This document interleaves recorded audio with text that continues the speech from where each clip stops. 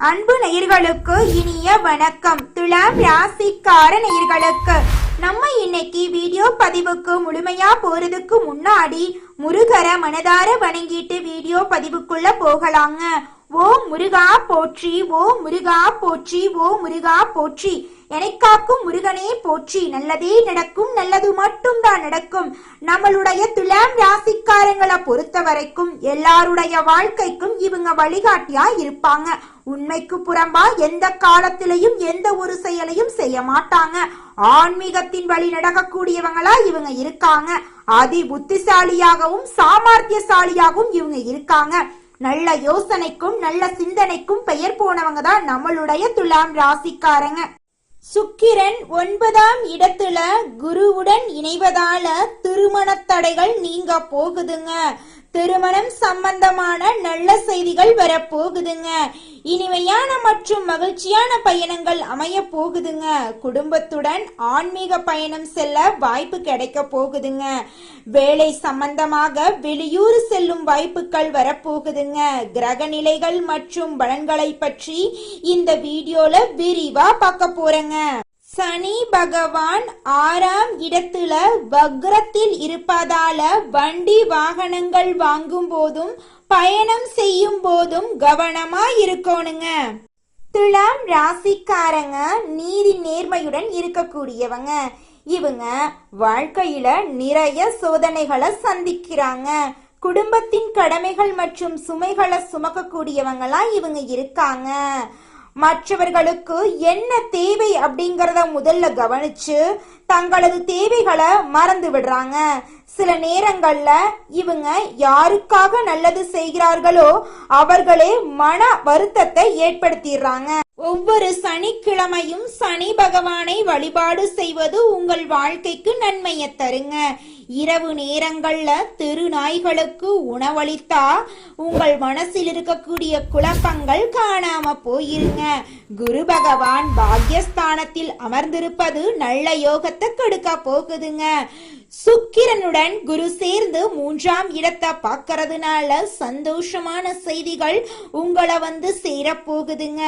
சனி பகவான் 6ஆம் இடத்துல வக்ரத்தில் இருப்பதால வண்டி வாகனங்கள் வாங்கும் போது கவனமா இருக்கணுங்க.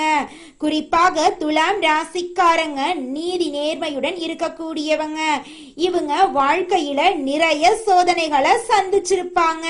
குடும்பத்தின் கடமைகள் மற்றும் சுமைகளை சுமக்கக்கூடியவங்களா இவங்க இருக்காங்க. தேவையற்ற நபர்களுடன் பழக்கம் வைத்து நேரத்தை வீண் செஞ்சிடாதீங்க. யார் பேச்ச கேட்க வேண்டும் என்பதுல நீங்க கவனமா இருங்க. மன அழுத்தம் மற்றும் தூக்கமின்மை ஏற்படலாம். கொஞ்சம் பார்த்து ஜாக்கிரதையா உடல் நலத்தை பார்த்துக்கோங்க.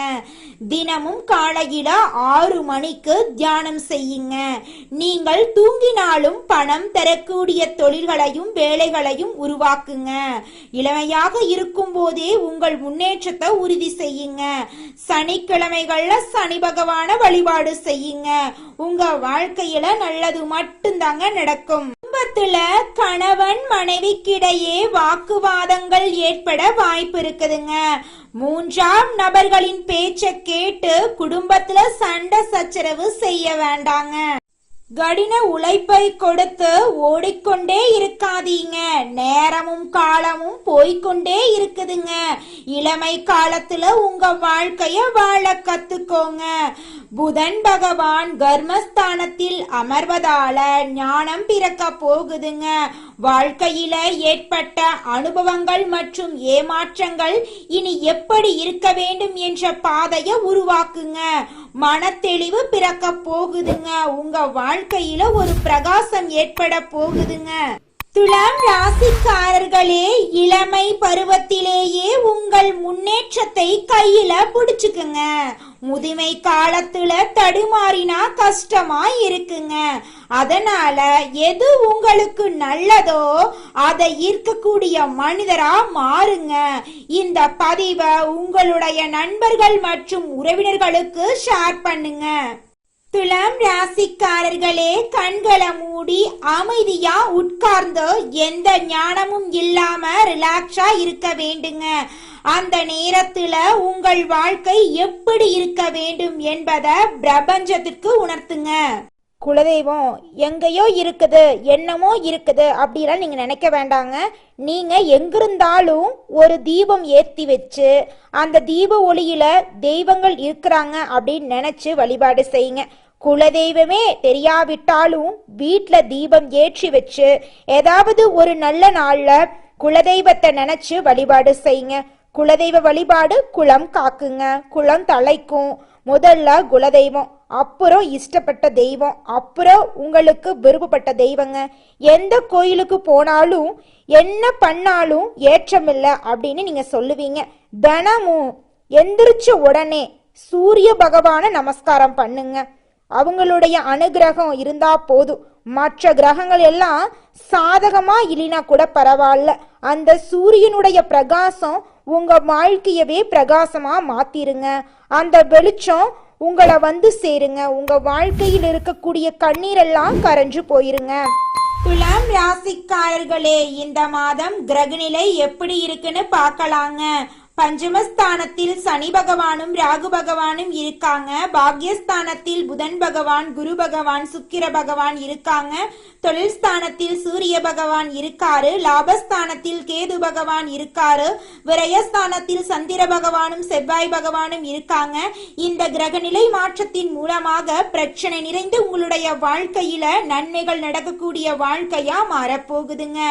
உங்களுடைய எண்ணம் போல உங்கள் வாழ்க்கையும் இனி வரக்கூடிய காலங்கள்ல நல்லதா இருக்க போகுதுங்க. இந்த மாதம் நல்ல திருப்பம் ஏற்பட போகுதுங்க. லாபஸ்தானத்தில் இருக்கும் கேதுவால் பயணங்கள் மூலம் உங்களுக்கு லாபம் கிடைக்க போகுதுங்க. மனதில் மகிழ்ச்சி ஏற்படும்படியான காரியங்கள் நடக்க போகுதுங்க. ஆன்மீகத்தில் நாட்டம் உண்டாக போகுதுங்க. மனதைரியம் அதிகரிக்க போகுதுங்க. புத்தி தெளிவு உண்டாக போகுதுங்க. தொழில் வியாபாரம் திருப்திகரமா நடக்க போகுதுங்க. தொழில் தொடர்பான விஷயங்கள் அனுகூலமாக இருக்க போகுதுங்க. உத்தியோகத்தில் இருப்பவர்கள் முன்னேற்றம் காண போறீங்க. சிலருக்கு எதிர்பார்த்த பதவி உயர்வு கிடைக்குங்க. குடும்பத்தில் சந்தோஷமான நிலை காணப்படுங்க. கணவன் மனைவிக்கிடையே இருந்த கருத்து வேறுபாடுகள் நீங்குங்க. அக்கம் பக்கத்தினருடன் அனுசரித்து செல்வது நன்மையை தருங்க. பெண்களுக்கு மனம் மகிழும்படியான காரியங்கள் நடக்குங்க. ஆன்மீக நாட்டம் ஏற்படுங்க. அரசியல்வாதிகள் பிரச்சனைகளில் இருந்து ஒதுங்கி இருக்கிறது நல்லதுங்க. கலைத்துறையினர் புதிய வாய்ப்புகளில் வெற்றி அடைவீர்களுங்க. மாணவர்களுக்கு கல்வியில் முன்னேற்றம் ஏற்படுங்க. நண்பர்கள் மத்தியில் உங்களுடைய மதிப்பும் மரியாதையும் அதிகரிக்க போகுதுங்க. திருமணம் ஆகாதவர்களுக்கு திருமண தடை நீங்கி திருமணம் கைகூடி நடக்க போகுதுங்க. குழந்தை பாக்கியம் இல்லாதவங்களுக்கு குழந்தை பாக்கியம் கிடைக்க போகுதுங்க. உங்க கையில பணப்புழக்கம் அதிக அளவுல இருக்க போகுதுங்க. இந்த உலகத்துல யாருங்க கோடீஸ்வரன்? தனக்கு பிடிச்ச உணவை சாப்பிடுறவங்களா, தனக்கு பிடிச்ச ஆடைகளை உடுத்துறவங்களா, கோடி கோடியா பணம் வச்சிருக்கிறவங்களா? இதுல யாருமே கோடீஸ்வரன் கிடையாதுங்க. யார் ஒருத்தவங்க எந்த ஒரு மனக்குழப்பமும் இல்லாம நோய் நொடி இல்லாம நிம்மதியா தூங்குறாங்களோ அவங்க தாங்க இந்த உலகத்திலேயே மிகப்பெரிய கோடீஸ்வரன். அப்பேற்பட்ட கோடீஸ்வரன் ஆகக்கூடிய யோகம் துலாம் ராசிக்காரர்களே உங்களுக்கு இந்த மாதம் கிடைக்க போகுதுங்க. உங்க வாழ்க்கையே அற்புதமா மாற போகுதுங்க. வாழ்க்கையில மேலும் நல்லதெல்லாம் நடக்க நீங்க செய்யக்கூடிய பரிகாரம் என்ன பாத்தீங்கன்னா, உங்க வீட்டுக்கு பக்கத்துல இருக்கக்கூடிய கண்ணு தெரியாத குழந்தைங்களோட கல்வி செலவை ஏத்துக்கங்க. கல்வி செலவை ஏத்துக்கிறதுக்காக நீங்க 1 லட்சம் 2 லட்சம் செலவு பண்ண வேண்டாம். உங்களால முடிஞ்ச அளவுக்கு ஒரு பேனா பென்சிலாவது வாங்கி கொடுங்க. உங்க வாழ்க்கை அருமையா இருக்குங்க. ராசி மண்டலத்துல 7வதா இருக்கக்கூடிய ராசி தாங்க நம்மளுடைய துலாம் ராசி. துலாம் ராசிக்கு அதிபதி சுக்கிர பகவானுங்க. காலம் வரும் வரை காத்திருப்பது துலாம் ராசிக்காரிகளுக்கு பிடிக்கவே பிடிக்காதுங்க. முன்னேற்றத்திற்கான முதல் அடி எவ்வளவு சிறிதா இருந்தாலும் முயற்சி செய்து அதில் வெற்றி அடையக்கூடியவங்களா இவங்க இருக்காங்க. சித்திரை 3, 4ஆம் பாதம், சுவாதி, விசாகம் 1, 2, 3ஆம் பாதத்தில் பிறந்தவங்க துலாம் ராசியில பிறந்தவங்களா கருதப்படுறாங்க. நம்மளுடைய துலாம் ராசிக்காரர்களுக்கு நட்பு ராசியா இருக்கக்கூடியவங்க யாருன்னு பாத்தீங்கன்னா, மிதுனம், சிம்மம், தனுசு, கும்பம் இவங்க எல்லாரும் நட்பு ராசியா இருக்காங்க. இவங்களை பொறுத்த வரைக்கும் தன்னுடைய வாழ்க்கையில 1000 பிரச்சனை இருந்தாலும் அதை பத்தி துளி கூட கவலைப்பட மாட்டாங்க. ஆனா நெருங்கிய உறவுக்கு ஒரு பிரச்சனைன்னு வச்சுக்கங்க, ஓடி போய் உதவி செய்யக்கூடியவங்களா இவங்க இருப்பாங்க. மனிதனா பிறந்த ஒவ்வொருவருக்கும் ஆசை இருக்கதாங்க செய்யும். அந்த ஆசைகளை அடைய நம்ம நினைச்சா மட்டும் பத்தாதுங்க. முழு மனசோட நம்மளுடைய ஆசைகளை அடைவதற்கான வழிய ஒவ்வொரு நாளும் என்ன பண்ணணும்னு யோசிச்சு அதற்கான திட்டங்களை தீட்டி உழைச்சுக்கிட்டே இருக்கணுங்க. உழைச்சா நிச்சயமா நம்மளுடைய ஆசைகள் எல்லாமே நிறைவேறிடுங்க.